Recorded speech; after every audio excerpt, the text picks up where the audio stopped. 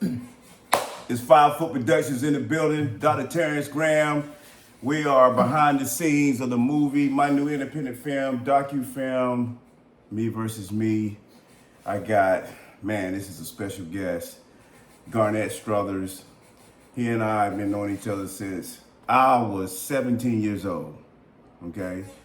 And Garnett and I was in the same Army Reserve unit. I was 315 Quartermaster. You were 431st. All right, out of Jacksonville, North Carolina.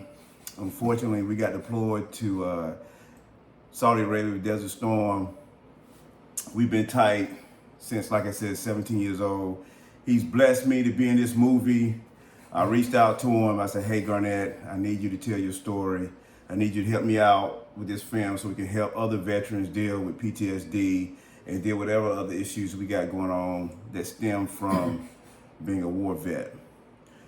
So bear with me. This is gonna be fun. It's gonna be emotional. It's gonna be everything I've dreamed of sitting talking to Garnett. Garnett, I want you to introduce yourself. It's all yours, baby. All right, Garnett Strothers, East 4 specialist, specialist E4 from 431st Jacksonville, North Carolina. A&T, I went there with Terrence also, reserve unit, so I've been with this guy for a long time. Long time. So here's the story. I graduate, well, I'm 17 years old. I take the ASVAB exam. I pass it, I scored kind of high. They say, hey, you want to be in the Army Reserve or you want to go active duty whenever you graduate high school? I say, look, I want to do the Army Reserve. So they send me to the unit in Jacksonville, North Carolina. First day I meet Garnett, I meet Colin Smith, I meet Lorenzo Williams, and I meet Kim Payne. So those are the first people I meet at the reserve unit. Kind of nervous, you know, hey man, I ain't never did this before. I'm still in high school. And Garnett was one of the funniest dudes I ever met. So we got nicknames for each other, but we'll get into that later. But trust me, I'm in a great mood. Garnett's here. The Washington Redskins Commanders football team won and beat the Chargers. Look, I'm ecstatic. You hear what I'm saying? 2017, we scored 27 straight points on the Chargers. But hey, we'll get into that later. 5 Foot Productions in the building. Me versus me. Garnett Strothers, Dr. Terrence Graham, we're here. Let's get into this interview. So Garnett, tell me how Desert Storm changed your life course. What was about Desert Storm? Because you're 56 years old. You're here with me, 2025. Desert Storm was 1990. How has it changed your life course? Desert Storm made me grow up. You know, being 21 years old when I was there, seeing how we took life for granted over here. When I went over there and there was a whole different perspective. No crime, you know, seeing kids playing around at night when no threat or worry of any harm coming to them at all. It made me just realize how good we had it here. That was a third world country, I believe, at the time. So, but yet they were very happy and appreciative. So coming back here, I'm like, man, it just made me want to do more, be successful, and just achieve more in life because I see how good we had it and I wanted more of it, you know. So you was a student in North Carolina A&T? Yes, I was in A&T. What was your major? Psychology at first, and then I went to business administration. Okay. I didn't finish because when I came back from Desert Storm, I got into a little trouble. Talk about it. I was a little, you know, we come back from a war situation, we're a little aggressive. That's pretty common, so I ended up... War zone to classroom. Yeah, okay. So that was a little difficult transition. Still aggressive, and someone approached me, and we got into a little altercation. You beat his ass? I don't like Talk about it. I heard you was a wrestler in high school, so did you beat his ass? It was an easy W, you know. Most of them were, so, but I had to go to court for a year over that, so I missed school, so that's what led me to not finishing. You know, I had to go through court like every week for some stuff that I didn't even do, and that was what led me to eventually moving to Atlanta when our friend lost his life, you know. Let's talk about Colin Smith. Colin was, I met Colin in 1987. Colin and Garnett is like a package deal, and he's gonna explain that. So I meet Colin, Garnett at the reserve unit. So Colin nickname is the Noid. I think James Jarman, Kerry Jarman, gave him that name. And so, you know, back when we was in high school, they had a commercial, a pizza commercial, and the Noid is a person that gets on your nerves and do all this crazy shit, right? So when I get to the reserve unit, Colin is dancing, pop locking. He's a funny. He was unique, charismatic. But tell me about Colin, you and Colin's relationship. We went in Army Reserve buddy system. It was actually his idea. I didn't know anything about it. Y'all went to high school together? Yep, we graduated together. He's the one that got me to A&T because his brothers went there. I didn't know anything about A&T, so I remember Colin's brother, oldest brother. Yep, his oldest went there. So we signed up, and that's how I ended up at A&T, the reserve unit with him. And our buddy system, we could never be separated at all during our military career. So everywhere he went, I was there. We were a package deal, you know. So that was my dude, man. Describe to the people who don't know why they call Colin the Noid. What was that about? He had tons of energy. Yeah. You know, he would just pop up, man. You having a long day, tired. You could have just been lifting weights at the gym for 3 hours. Here he come, you know. The Noid was this guy right here, man. Always hyped up, wanting to do something, man. The dude never got tired. And so that's when James gave him that nickname, Avoid the Noid, man. He used to hang out with you guys. You know what I'm saying? Yeah, but he was a special dude. Definitely one-on-one. One-on-one. Colin used to do his own step show. Colin didn't pledge. He wasn't a Sigma. Now, mind you, that's how I learned about Phi Beta Sigma back in the reserve unit because Lorenzo was a Sigma. So they used to do these step shows during our breaks. And Colin would do his own step show. So I'm thinking Colin's a Sigma. And I'm thinking, you know, Colin already go to A&T, but no. He was just doing Colin, right? So when you was in Desert Storm, how did Colin help you get through that process in Desert Storm? How did he help you? Because you guys, the buddy system, how did that work in Desert Storm? I had a pretty tight unit. My reserve unit, we were all close in age. We only a couple of years apart, most of us. So we were just, you know, brothers really. We all liked the same things and had the same commonalities. But as far as Colin, you know, just always having my back, always being there. You know, it's like having a twin. You know, so we always did everything together.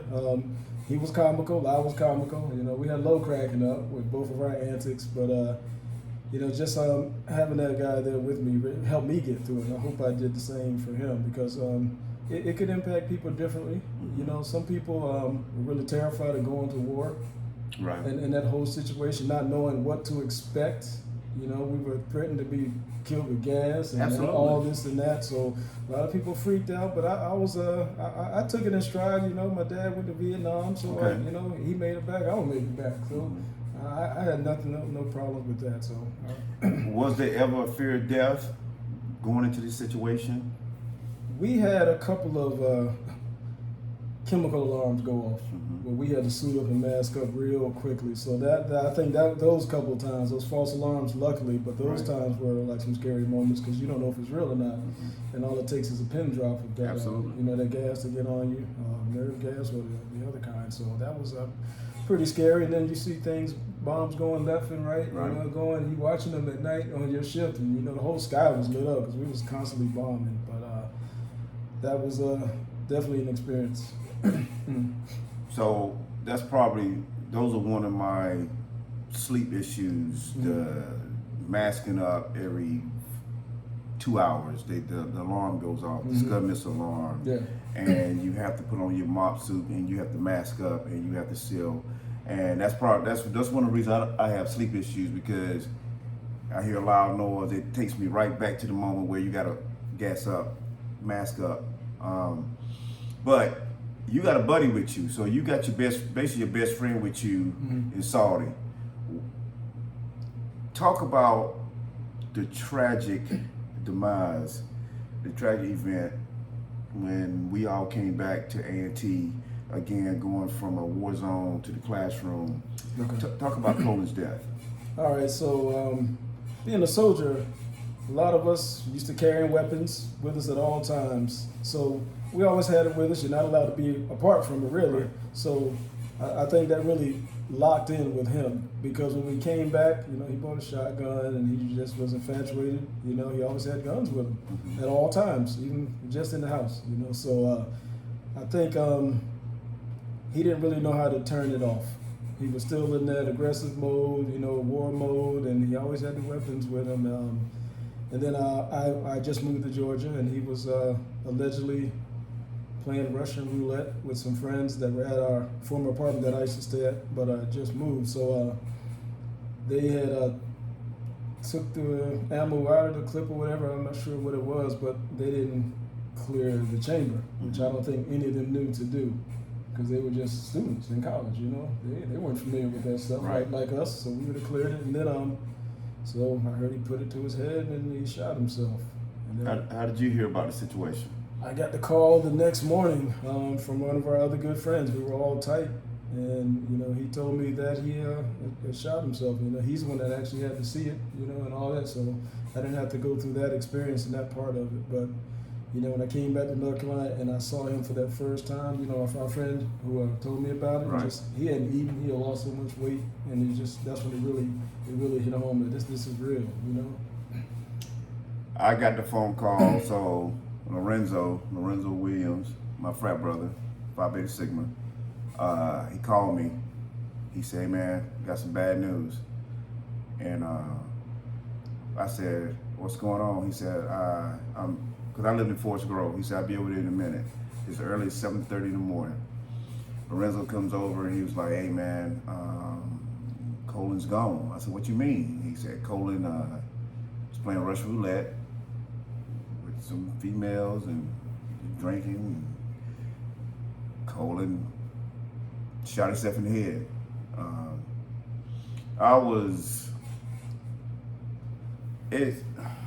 I think, if I'm not mistaken, Colin might have been the first friend I actually lost at that age, because again, we're still young, 19, 20, 20 years old. So I was like, damn, man, we just got home from Desert Storm, so we didn't get killed in the war, right? We survived the war. Damn, you die 2 weeks into your damn second chance at college, right? So we go to the funeral, and I was like, yo, man, I can't believe we were just in Desert Storm together, thinking like, damn, we made it back home. We good. No, man, we ended up going to his funeral anyway. So, yeah. How does that impact you today? Well, being as how he looked up to me, right. And so I felt like I should have been there, but I wasn't. So I have that regret that I carry all the time. If I was there, what's the regret? Survivor's remorse that I wasn't there to help him. Things would have been different if I would have been there. So Garnett, if you'd have been there at the party, and he's playing Russian roulette, what would you have done? We just took it. Took what, a gun? Yep, took it from him with no problem. He respected me. He wouldn't have said anything different. You know what I'm saying? He wasn't like that with most people, but I had that impact with him. If I told him to stop, he would stop. But the others, he didn't listen. So I would have just taken. But I also would have looked at, why is he doing this? Look deeper into it. Like, why even play like that? You know what I'm saying? Like, this is something serious. And at that point, I wouldn't have known anything about PTSD or, mental health issues, because we were 21, 22 years old and never heard of that stuff really. Right. Not at that age. So yeah, coming back from Desert Storm, we had a lot of symptoms, but again, like Garnett saying, there was no PTSD diagnosis. They just said you shell shocked. So we had any symptoms today, man, you shell shocked. Yeah. You just came back from the war. Sleep it off, you'll be okay. You're young, hey man, just go on with your life. So Garnett, talk about your life now. You are 56 years old. We'll talk about your career and what do you do and how does the war impact you now at 56 years old? Well, I've been in the IT field for a long time. I took some accelerated network engineering classes and got into the field. So I've been doing that for close to 30 years now. Congratulations. Thank you. I had to grind. I was up 21 hours a day, but I don't sleep, so it wasn't a problem. And that's something I deal with now, that I'm always awake 2 or 3 hours is all I require, you know, because my body just won't sleep. I'm always popping up, you know. I just can't stay asleep and sleep through the night. So I've done pretty good for myself, you know. Hopefully I make Denoy proud of me, you know. I'm Yes, always sir. thinking about him. We wonder what he would be doing now. Right. Making us laugh doing something Absolutely, crazy. man. He would have the whole Absolutely. room in tears. And he probably played Sigma, so he'd probably been my line brother. Oh, definitely. Definitely, yeah. He'd been Spring 92. Yeah. He does with been the same. He'd been Spring 92. He'd been my line brother. Yeah. But I carry it with me, you know, everything I do, you know. I look up, you know, I do it for him too. You know, I have his dog tag with me. Oh, wow. Yep, locked up in the safe with mine. So, yep, everything I do, I always reflect back, you know. We had to, I remember when I went to PLDC, you know, Primary Leadership Development course in Fort Bragg, and we had to go take that course before we become a sergeant. And that was my first time not having him there. Wow. So I went through that 2-week accelerated course being a reservist, and when they lowered the flag, man, the tears were coming down my eyes, man. First time, you know, he wasn't to my left or to the right. And that was such a hard feeling, man, not having that dude there, man. That really impacted me, you know, that whole situation. Do you ever talk to his family, his brothers? And I really don't see them that often. His brother's a friend of mine on Facebook, so I hit him up every now and then, but I'm not in town enough, and I really should reach out more, though, you know, because he's with me every day. I think about him every day, you know, so, yeah. Yeah, I'm going to dedicate this film to Colin. I love that dude. He was, and Garnett's getting emotional. That was our guy. Yeah. And I went to A&T because of Colin. Because again, Colin's brother was at A&T, and Lorenzo was at A&T, and this is my introduction to A&T. So it was just a bad, tragic situation. But I really feel that we should have been debriefed. We should have had some type of therapy or counseling, transitioning back Definitely. to the classroom, because again, they just sent us back home, and Yep, there you go. yeah, go back to your life and do what the Get hell your you last do. war check? Yeah, Okay. get your little $10,000, whatever they gave us, and going back with your life. And here we are, we struggling, but there are other stories from our unit that just didn't make sense, because again, we're kids. I'm gonna say that because I have children, you have children, and we know that you don't make the best decisions at 20, 21 years old. Me personally, I just think that the things that I know now, I just could have prevented, made better choices, made better decisions. Garnett, we had another partner, we're not gonna mention his name, but damn, man, he went home and just killed his wife, man, shot her, killed her. He's in prison now, and me and him was tight, and we're just gonna say Bootsy. Yep, never saw that side, man. He was a good dude. Bootsy was a good dude, man. Comical, funny, intelligent, yeah, fun, yeah. athletic, could ball. Yeah. I mean, he had a jump shot, a crossover. He was all that shit, man. He had that ABA set jump shot that Yes. did not miss with her. Yeah, definitely. It was surprising when I heard that story, you know, because I didn't see that side of him. But, you know, coming back from Desert Storm, you're aggressive. You're aggressive, man. You know, and it's hard to turn that down. So he was on 1,000, and I don't know what transpired, you know, for him to pull that trigger like that. But I'm still stunned by that to this day, and it's been 3 decades. 30 years, man. Yeah. And I'm with the guy every day in Saudi, but let me tell you something. Every time he got a letter, he would read that motherfucking letter, and he'd say, I'm gonna kill him when I get home. And, you know, he was a jokester, a prankster. I mean, he's a joner. I mean, he's Boosie. Yeah. And Boosie was like, nah, man. Yeah, no one took him serious on that, you know? I don't know. Because let me tell you, when Boosie used to clean his weapon, that's the most intense I've ever seen him. He's serious about when he cleaned his weapon, and he used to sing this song. Oh, Lord. It wasn't no slave him. He didn't get that like. Oh, Mr. Jordan, I won't get you. Man. Boy, Boosie, but now you remember, Boosie was aggressive with us. Boosie was like, and Boosie's short dude. He's short, he's chunky, but he was intense all the time, and he always told me, because you know that was my bunk buddy. Me and him was right beside each other, and he used to tell me, man. He said, man, when I get home, man, I'm gonna kill him. Because he used to get those, what type Dear of John. The Dear John letters, man. Yeah. Talk about it. What's a Dear John letter? What was it, Jody?